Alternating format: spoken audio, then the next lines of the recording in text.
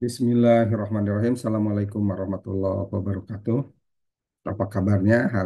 Kali ini kita akan kembali membahas tentang pembelajaran mata kuliah riset operasi.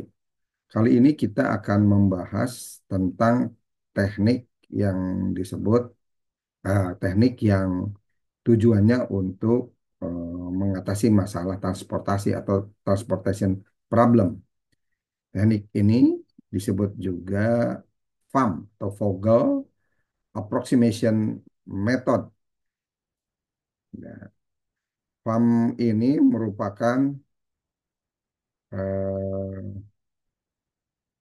metode ya, yang tentunya diorientasikan untuk menyelesaikan masalah-masalah atau problematika di bidang transportasi dengan orientasi utama adalah memastikan eh, efektivitas dari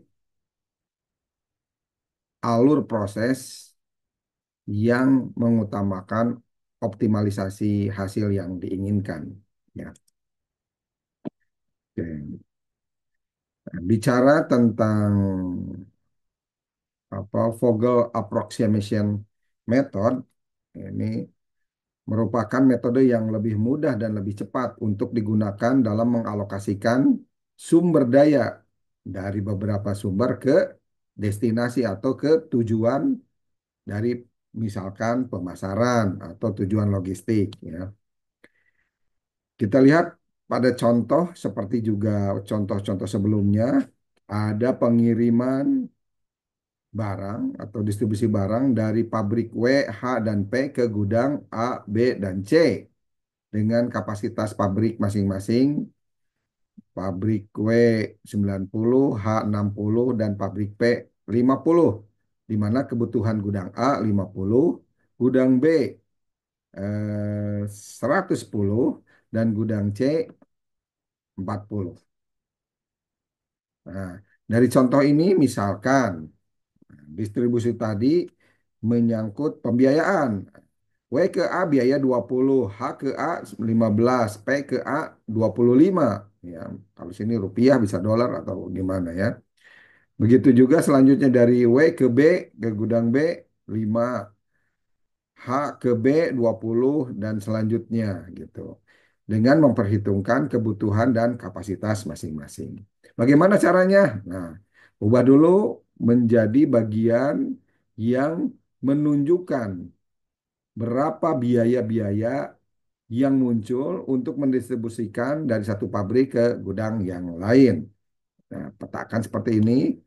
Lalu selanjutnya langkahnya adalah tadi ya mencari perbedaan dua biaya terkecil. Ada 5 langkah nih, yaitu terkecil pertama dan kedua, baik dalam kolom maupun baris. Nah, di sini kan ada biaya nih. Pabrik kue ke gudang A, B, dan C masing-masing 20, 5, dan 8. Otomatis dua terkecil adalah 5 dan 8. Ya. Begitu juga yang lainnya dari H, A ke B. Ya, kita lihat nih. Nah, untuk pabrik kue ke gudang A, B, dan C, eh, biaya terkecil adalah 8 dengan 5 sehingga selisihnya 3. Begitu juga pabrik kue selisihnya 5 dan pabrik P selisihnya 9. Ya. Untuk kebutuhan tadi kan kapasitasnya kebutuhan. Nah, nih kalau bicara kebutuhan sama juga seperti tadi. Yang paling kecil kedua adalah 20 dan 15 untuk gudang A sehingga selisihnya 5, gudang B 10 dikurangi 5 selisihnya 5 dan gudang C selisihnya 2. Nah, dari selisih masing-masing baris dan kolom kita lihat mana yang paling besar nilai selisihnya. Yaitu kalau untuk kapasitas selisih yang paling besar adalah 9 berarti dari pabrik P. Sementara untuk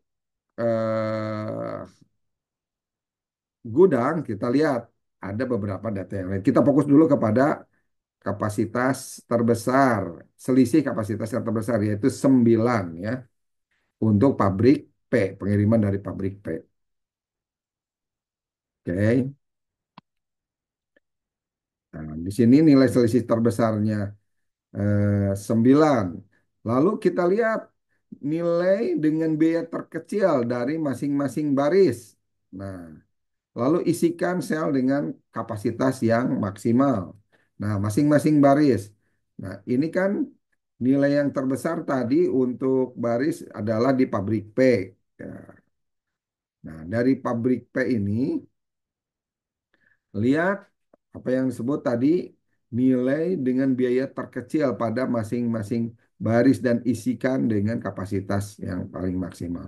Yang paling kecil di pabrik P adalah biaya dari P ke gudang B ya sebesar 10 sehingga dengan kapasitas pabrik 50 kita optimalkan nih posisikan lokasi kebutuhan sesuai dengan kapasitasnya ya. Kapasitasnya 50 di sini. Oke, ya. Jadi sel yang lain dikasih warna hitam atau dicoret lah karena pabrik P ya, dengan kapasitas 50 sudah full kapasitas, sudah habis kapasitasnya digunakan untuk pengiriman ke gudang B. Sehingga tidak akan ada pengiriman dari pabrik P ke A ataupun eh, pabrik P ke C ya. Oke. Selanjutnya dari kolom yang kedua nih. Oke, ya. Kolom yang kedua. Kita lihat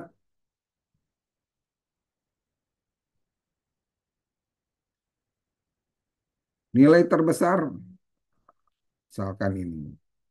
Cari selisih nilai biaya terkecil pada kolom dan isikan dengan kapasitas maksimal. Selisihnya adalah tadi ya 20 dikurangi 5 sama dengan 15. Oke. Dari kapasitas ini yang terbesar, lihat bahwa eh, kapasitas yang bisa disuplai untuk kebutuhan gedung B sudah terpenuhi dengan mengisi 60 sehingga pada kolom H nilainya kosong jadi dikasih X ya atau ditandai ya. Jadi kebutuhan B sudah terpenuhi dari pabrik P dan W.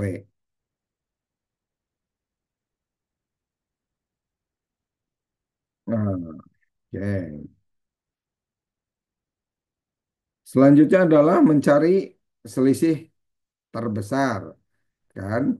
Tadi posisinya untuk pabrik W, lihat, dibandingkan dengan pabrik H, yang paling besar selisihnya 12. Nah, kita isi sel yang kosong di 12. Ya. Nah, sementara kita lihat di pabrik W ke A dan C, biaya terendah adalah 8, yaitu dari W ke C. Sehingga diisilah sel yang dari W ke C dengan kebutuhan kapasitasnya kan 90. Udah suplai ke gedung B, ke gudang B 60 jadi sisa 30 ya.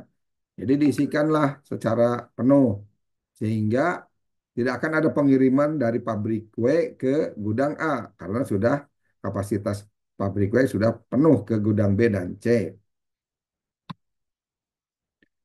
Nah, dari sini kita lihat nih dari gudang C.